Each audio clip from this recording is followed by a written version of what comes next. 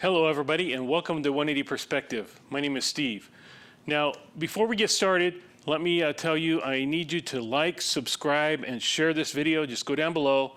And also, if you want to learn more about my 180 Perspective ministry, the link below will show you how to get there. And I also have a blog and a podcast that goes along with this. So you're more than welcome to go to my website and check out where the links are to those.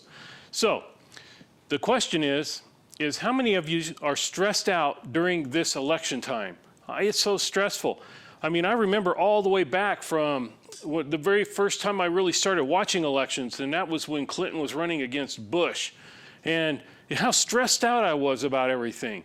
And the media was stressing me out. And the comments that both candidates were making were stressing me out. Well, every 4 years when it comes time for a re-election, a major re-election like our presidency, I get stressed. So I'm tired of it. So this year I made a decision that I'm not going to be stressed anymore. So I want to share with you the decisions that I made that brought peace to my mind. And I want to share with you how you can also find peace during this time of stressful elections. Now, first off, what happens is that quite often when we get stressed, we jump into what's called the fight or flight mode. Now, we probably all have heard of it, but here's kind of a general idea of what happens. When we are in fight or flight mode, the blood that goes to our brain that carries nutrients and oxygen is restricted, and it's sent out to our muscles in preparation for the fight or flight. So really we were designed so that when we're in a situation where we either have to fight or run to survive, our body prepares for that, and that's what's taking place inside of our body when we're stressed. So here you got a situation where, you know, you got the environment of the candidates that are running. You're hearing both sides say things. The media is saying things, and it's causing us to have stress and be worried about the future. And this stress is causing us to go into this fight or flight mode. Now, in this fight or flight mode, as I mentioned, our blood supply is restricted. It goes to our brain. So our ability to think is shut down. We can't think clearly, because we're not getting the nutrients and the oxygen to our brain. And then, as I mentioned, the blood kind of goes to our muscles getting ready for the fight or flight. Now, another problem happens. Our body starts instantly kicking out a high amount of insulin and antibodies. And the idea behind this is that if we get bit or scratched during a scuffle with a wild animal, our body's able to fight off foreign invaders. So it's kind of a general sending out of antibodies to prevent infection during this fight or flight situation. And then what happens is that normally this is a good thing right up front. It could very well save our life. However, if it continuously happens over a long period of time, it's damaging to our body. It causes us to be in the long run, it causes us to have a high risk for diabetes, high risk for high blood pressure, high risk for Alzheimer's. But not only that, it actually destroys our brain's ability to think over the long term, because we get what's called atrophy. Our brain starts pruning away neural networks that we're not using. So if your brain's shut down because of stress, your body's looking at it going, we don't need this part of our brain anymore. Snip it off and get rid of it. And so our brains are atrophying when we are consistently stressed over a period of time. So if you're stressed out over this candidacy, you are putting yourself in a situation where your brain is being atrophied and you're not able to think clearly, and you are putting yourself in a position of being more subject to illness. So, like, for example, you don't want your body to be more prone to illness during this COVID-19 scare. You want to have a strong immune system. So if you were subjected to it, you could fight it off. And if you did contract it, you were able to resist and be one of those people who had no symptoms. So stress, get rid of stress. Now, how do we do that? Well, turn off the media. That's number one, and I'll talk to you a little bit about this. See, what happens when you turn on the media is that the right side of your brain becomes less active, or the side of your brain that is able to differentiate fact from fiction. It's your intellectual side. It shuts down. Your emotional side becomes more active. Now, this is superfluous, and it actually is exemplified by the fact that our brain is already shut down because of the stress we're under. If our brain's under stress, then our brain's already shut down and we're not getting the nutrients there. We're not able to think more as clearly as we could or should be thinking. We're not able to think as intellectually. We're more emotionally responding to life, run or fight or flight. And then in the situation like you turn on the media and within 3 to 6 seconds, your brain shuts down even more so that your ability to intellectually process the information that's being passed off to you, gone. And then you're emotionally driven. Now, if you study what's going on out there, the information that's being passed off to us is trying to get us to believe something.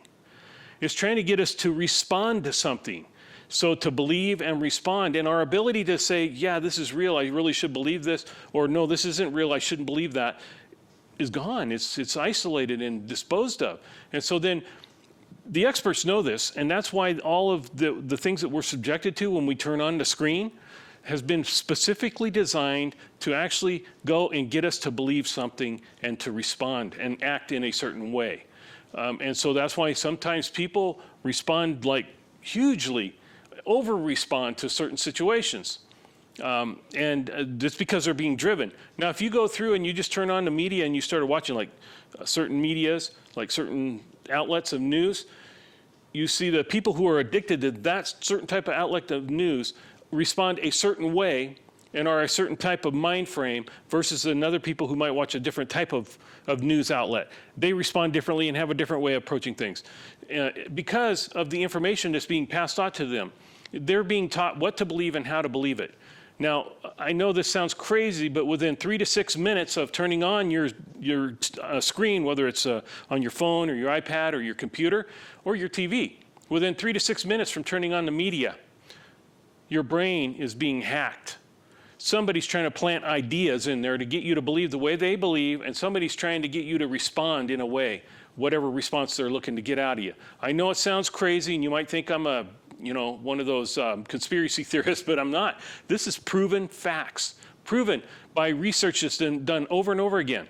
This is what's happening to us.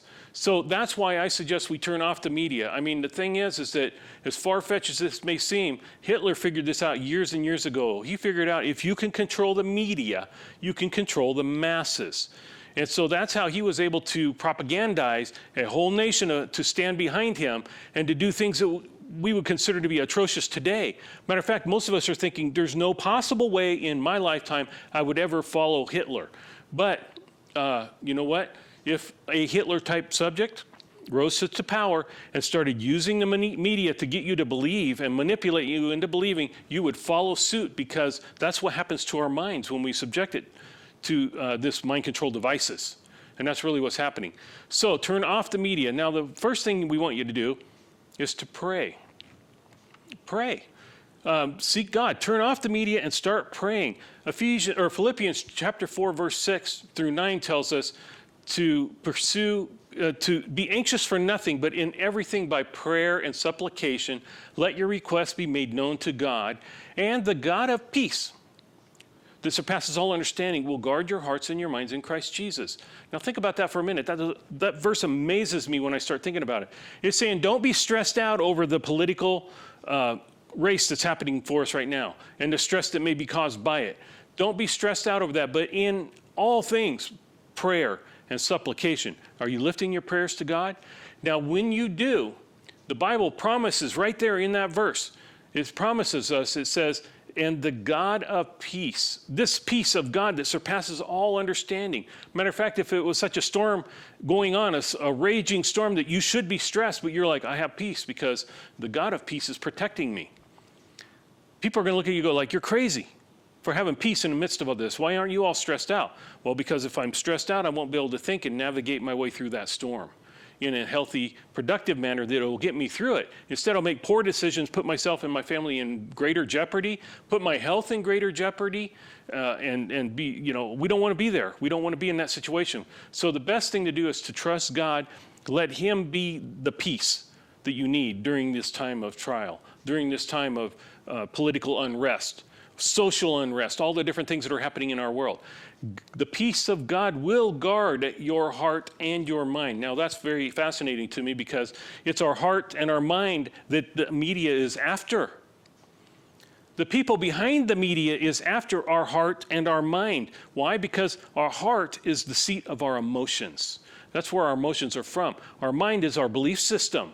They want our belief system. They want us to emotionally respond. They want us to believe the way they believe, and they want us to emotionally respond. Now, here's my recommendation for you. I suggest that you go ahead and vote.